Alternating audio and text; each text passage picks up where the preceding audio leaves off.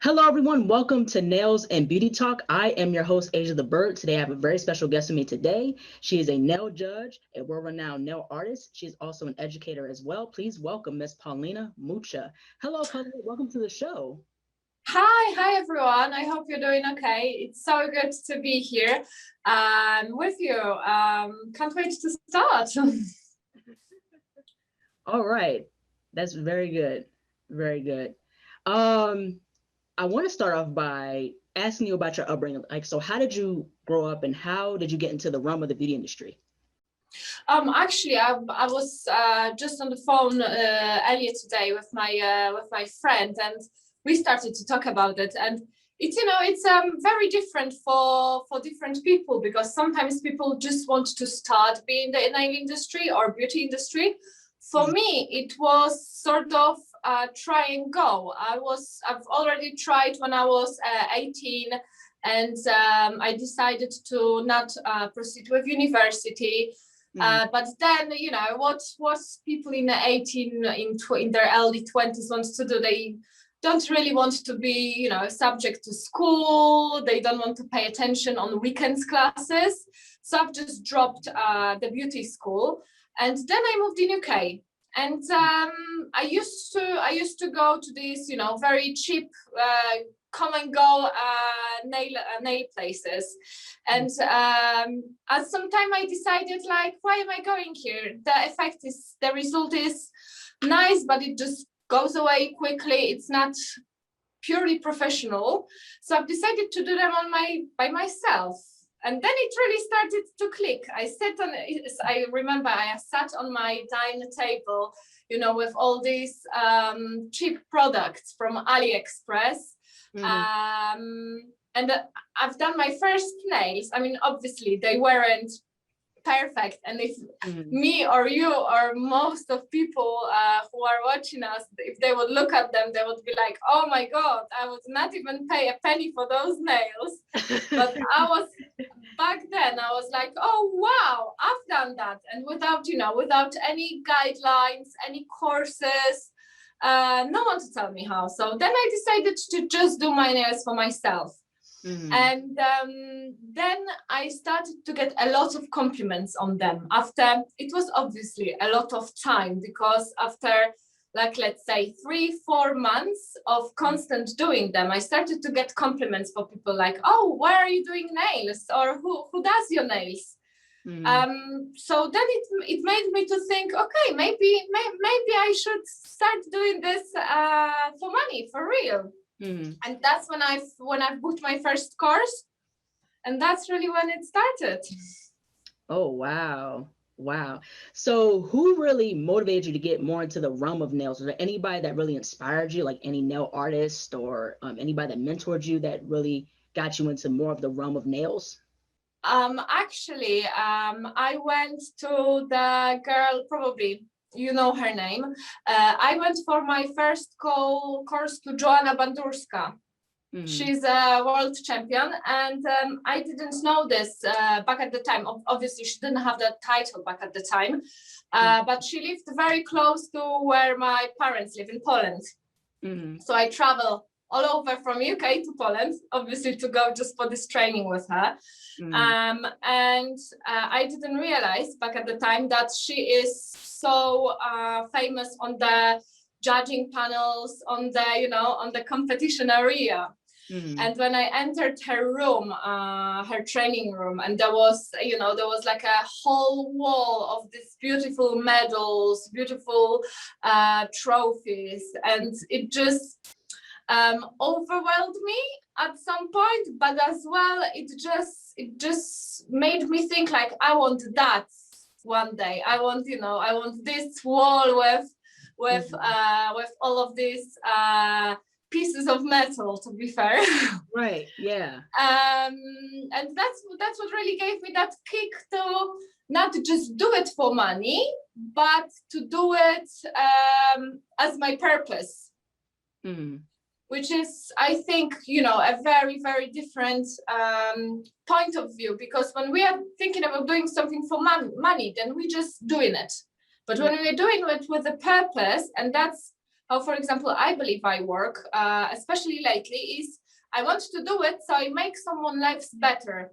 And by that, I mean, for example, my students or other techs, I want to make a change in what I'm doing, not just to, you know, advertise myself, have a few clients a day and then just go home. I just want to give a bit of myself for other people. Mm-hmm. Mm-hmm.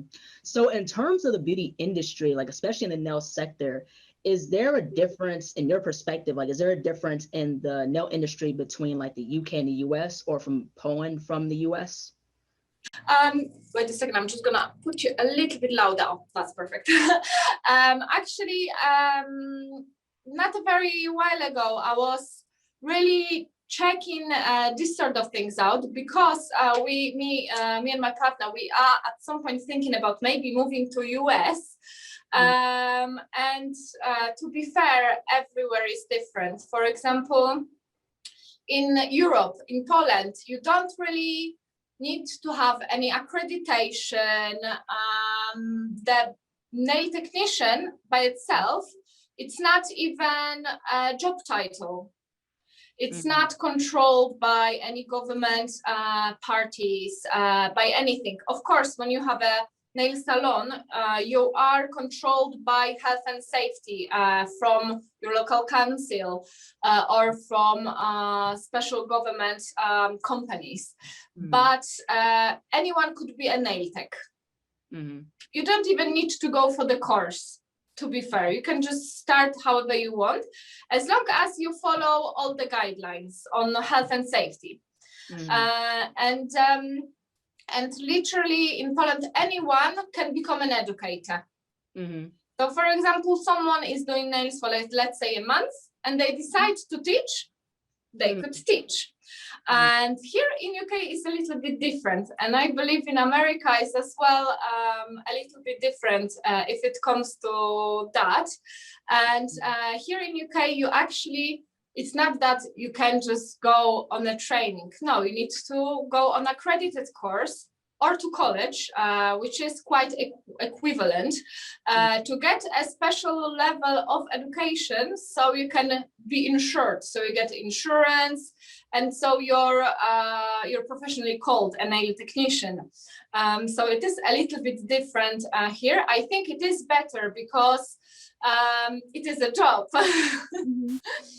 And it is a little bit different if it comes to educators, because you need to do a little bit more to become one. So it is a little bit bigger journey, but that's good. But still in Poland, I think, you know, when you find a course, I think you sort of find these people like Joanna, you find the champions, you find the people who, when you look at the work and when you look at people they surround each other with, you know that this person is gonna teach you something. So in terms of salon business, because I know you mentioned in a Scratch magazine interview that you used to do mobile business. So what is your whole experience doing nails mobilely, and what advice could you give for someone who wants to do their own mobile nail salon business? Oh gosh, to be fair, that's a really long journey.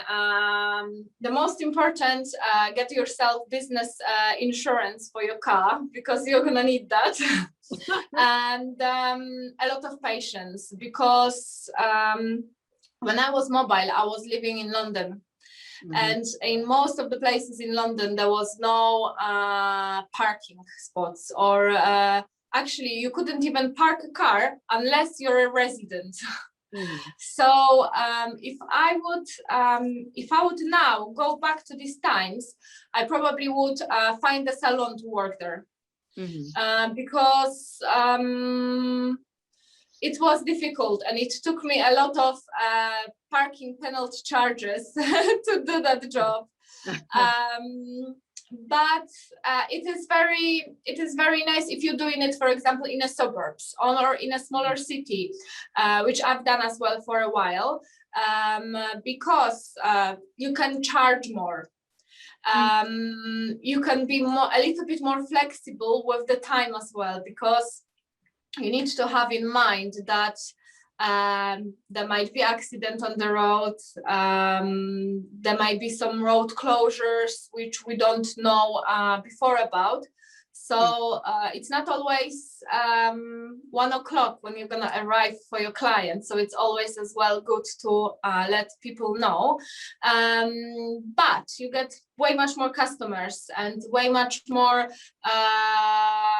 wealthy customers, because from what I've noticed, people who are having very busy jobs, have their own companies, and really, really wealthy people, to be fair, they prefer someone to come to their house. They because they don't have time for traveling as well. They feel more comfortable in their own house. And you can get very, very nice clientele by doing mobile, which I think is very nice, especially if someone is a beginner, because you don't need to start from these very, very low prices. Right.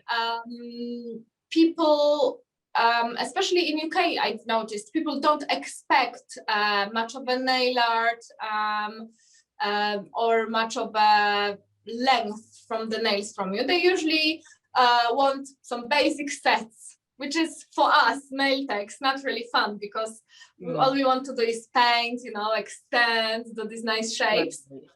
But for the beginners, it is actually very good, because you get time to practice and you get time to be more confident. So I want to ask a question pertaining to nail and skincare. Now, how important is nail and skincare, especially when it comes down to nail prep? You know, when it comes down before applying gel polish or a gel extension or acrylic extension, like how important is nail and skincare? Oh gosh, that's very important. Actually, what I've noticed lately, well, before the lockdown, because obviously now we can't work here, but from what I've noticed is that the more, for example, the more aftercare your client does, the less work you have. And I mean liftings of the product. I mean cuticles. You don't need to cut out that much cuticles or remove with file. Obviously, we all work with different techniques, so it depends on the technique which you use. But it is very important to do aftercare. But if it comes to the care which we provide, I think it's essential to know the basics. To know, for example, which of the technique of manicure to use. I've noticed that still many girls don't really see a difference between e-file manicure, safe manicure, wet manicure, dry manicure, Russian manicure. And to be fair, there is so many types. Obviously, educators do invent them. They give them their own names. But it's very important to watch and to see how your client's skin and cuticles grow, react after our work. So that's very important, because from what I've learned from my experience is that everybody is different. And just because, for example, they teach us that we should use, let's say, acid-free primer, doesn't mean that it always works. Right.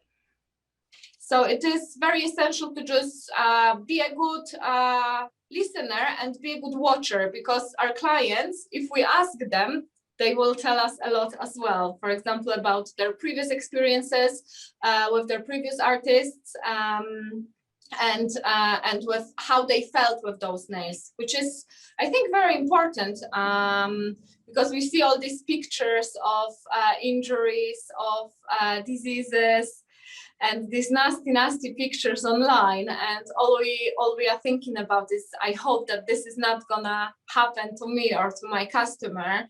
But actually those things happen, and sometimes they are not completely our fault, but for example, fault of the products.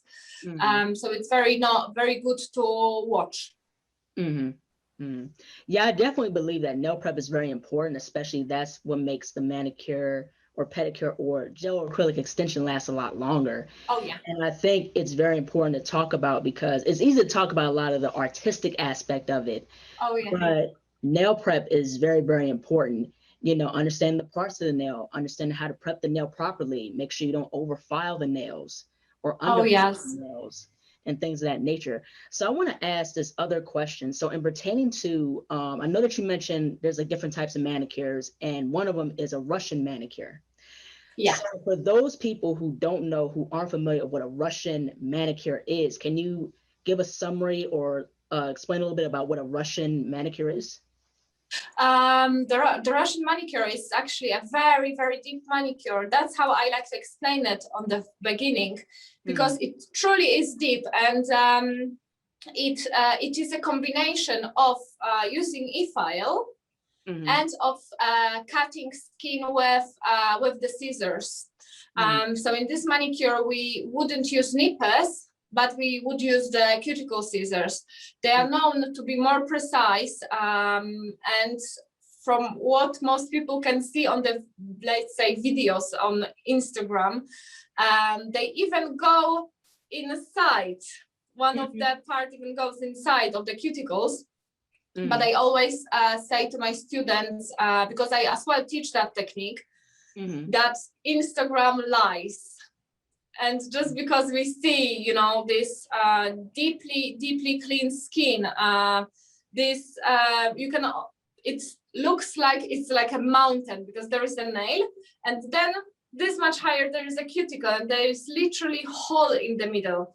That's not how it should look like, because that's how it looks like on the picture, but only because someone's nail grows like that. So we shouldn't just, because we see the picture, we shouldn't aim for this look on everyone, because lately, and this is good, because lately a lot of techs actually does realize how bad wrong manicure, Russian manicure procedure ends, and it ends really terribly, because you can cut out the hyponychium, which is very important. You can cut out the eponychium. You can even damage the matrix by going very deep with your file. So it is a nice technique, but as long as you're not doing it too deep, Right. because a lot of people, and I as well, when I went for my first Russian manicure course, I've noticed that you go that deep with the e-file that you don't even see the end of it. So, and because I was back then very, very beginning nail artist, I was like, oh, that's really nice, because you can even, you know, see under the nail fold how this is moving. But then after a year, when I started to think more cautiously about this, I thought like, okay, but if I don't see where it goes, how do I know that it goes to the right place? And that's what's very important to observe, because Russian manicure is nice, but again, as long as it's not too deep, and as long as it's done on the right type of customers, because not every customer is right customer for this type of treatment. If we, for example, have customers who have very dry, blistery skin, they shouldn't have it cut out, because that's usually when the skin breaks and then it bleeds. So we always should be very cautious about this. That's a really long topic, to be fair. So I want to get into the nail classes. So you're offering nail classes. So can you tell us a bit of what nail classes you're offering, and how can people get access to your nail courses? Actually, for now, we are offering live courses, and now, because now I'm launching my own brand, which is called Nails Project. It is not a brand of products well, maybe in the future, but it is my own brand, my own courses, and my own school.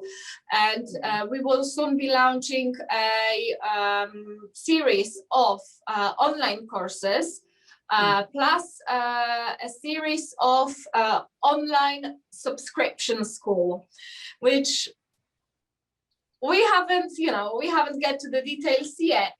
But it's going to be very interesting, because there will be some stuff for advanced text, some stuff for the beginners, and some stuff for these art lovers. But the main mission is to go more online, so everything is more available. Because with all this craziness around the world, we've noticed that we can't anymore rely on whether we will be able to book our tickets and go somewhere. We should be more relied to our technology. For many of us, it's still quite difficult, especially for the beginners, because it's quite hard to show someone who's just starting how to do some things through the camera. Some people prefer to see it, so it's still tricky, but I think it's nice if it comes to to all the knowledge, because let's not say the whole nail artistry is 80% of knowledge and 20% of practice. Yeah, most definitely. And I wanted to ask about your experience being a nail judge. So you judged in international nail competitions, and one of them was on global. So what was your whole experience being a nail judge, and what stood out to you when you were judging like everyone's nails and the different categories? Actually, to be fair, because I was as well playing a huge part in organizing this competition, so the judging was like this much of the whole work which was put into this event, and the judging itself took only one day, whilst creating all the informations. All the ideas took 4 months. But I must say it's just very, very wonderful, and very difficult to judge, because for me, for example, it's all I wanted to do is give everyone the highest notes, but that's not how it works. You actually do need to look on the picture even for 10 minutes and find any possible aspects which you don't like or which you think are misplaced. So that's very important. But well, for all judges and for anyone who participates in competition, it's very important to not overthink it. When you have the score sheets and the score sheet says, for example, if the surface of the nails is even, that's all you can give the points for whether the surface of the nails is even. And you need to sort of, put it in little blocks and close yourself in there and just judge that. Because from what I've noticed when I'm participating in competitions, and I've been participating for a few years, usually not in many categories, but from what I've noticed, the very common mistake in the competition is that people, nail techs who are, let's say, not very, maybe not good, but not very experienced in nail art, they are judging nail art.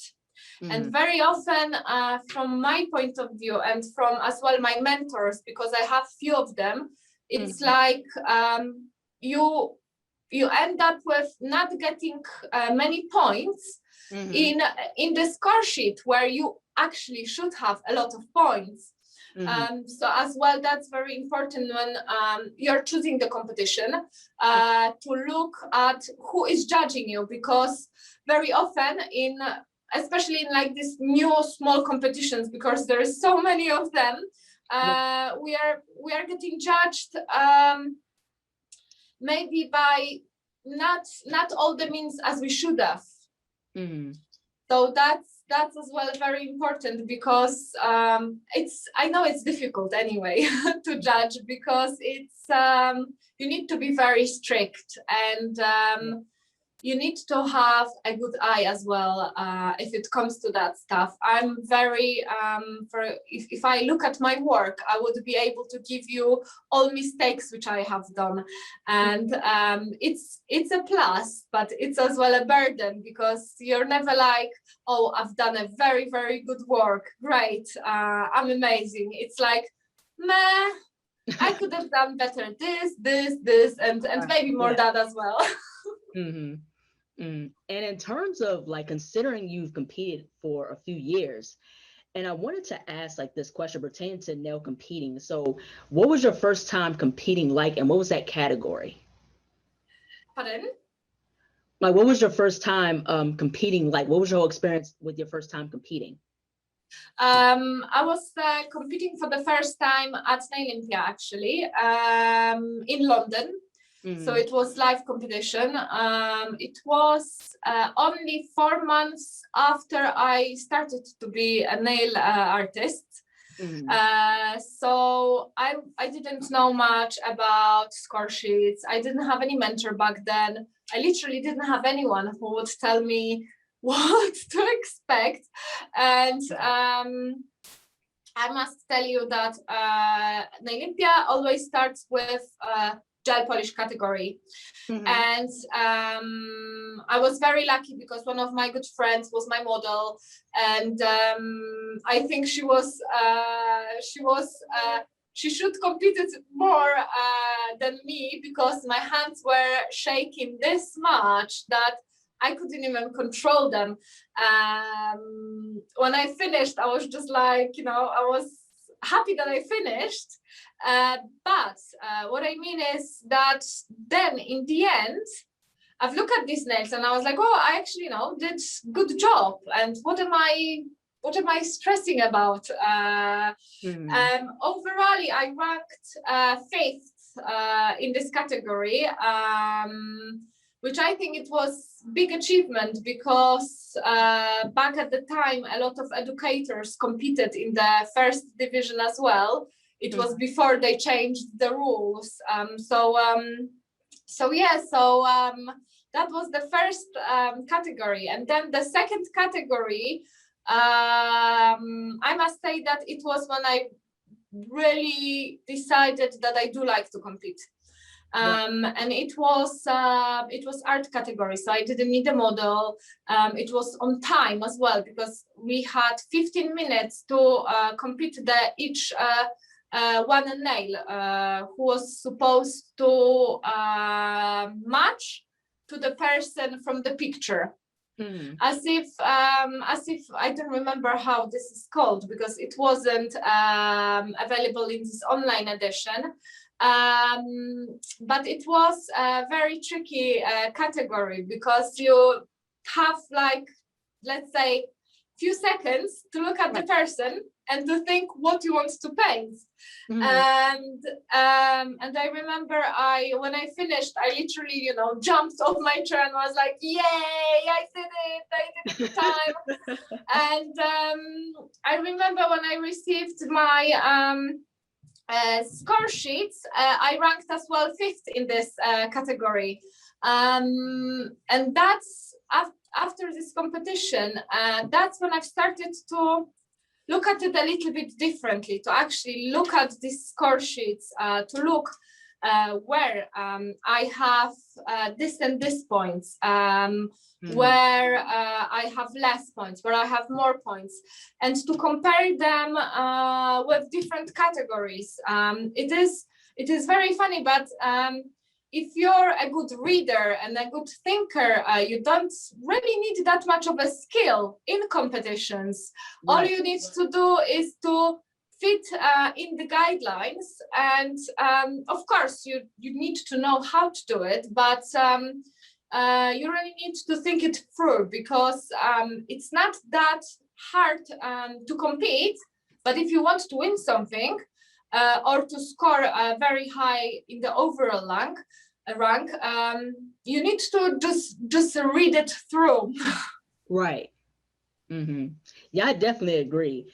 Now, I wanted to ask and pertain to Olympia Online 2021, and you won pretty big in the competition. So, how did you feel in terms of when they announced the winners that you was going to place very well? Like, how did you feel about that? Actually, because I was aiming for one more category, but I wasn't able to create it because I'm a huge allergic to the products, and there was no other person on who I could do it apart from me. And I got, after all this, because I was preparing all my entries for 2.5 weeks. Which is not really long time, but because I was painting from the morning till the evening, or even half of the nights, I was covered in blisters on my hands. So I've decided to not go through with this category at all, but to send some old pictures, which I've done 3 months ago for Nailympia, for the gel polish category. And funny thing, because I've sat there and I thought, like, should I send them? Should I not send them? And I even had a chat with my friend who always participated. And I was like, Magda, I'm not gonna send these pictures because I need to pay for this participation and I don't think I'm gonna win. And she was like, oh my gosh, you're crazy. You should definitely send them. You've already done that work. That work is outstanding. You should do that. And it's funny because I've placed third. So what I mean is we all doubt ourselves too much, and we all think that it's not good enough, or as well, very often we are scared, like, oh, what if there's gonna be someone better, and I'm not gonna win it anyway. Whilst all we need to do is just push ourselves a little bit out of our comfort zone. Because I think that's what I did here. And it's very funny because in all the categories in which I've won, I wasn't meant to participate in. And 2 weeks before the competition deadline, I've sat and I was like, okay, I'm just gonna do that. And I just went with the flow. Yeah, I want to give you a huge congratulations because you won big in that competition. That was kind of the same thing with me. I was kind of like, I participated in the Olympia 2021 online, and I was like, I don't know, but I did the art related categories like the mixed media and flat art box, and I was like, okay, I'm gonna give it a try to see, how it goes and things of that nature. And when I heard the results at the award ceremony and it said third place, Asia Bloworth Division 1, I was like, wow, so it was congratulations. Thank you. And it was my first time competing in a nail competition.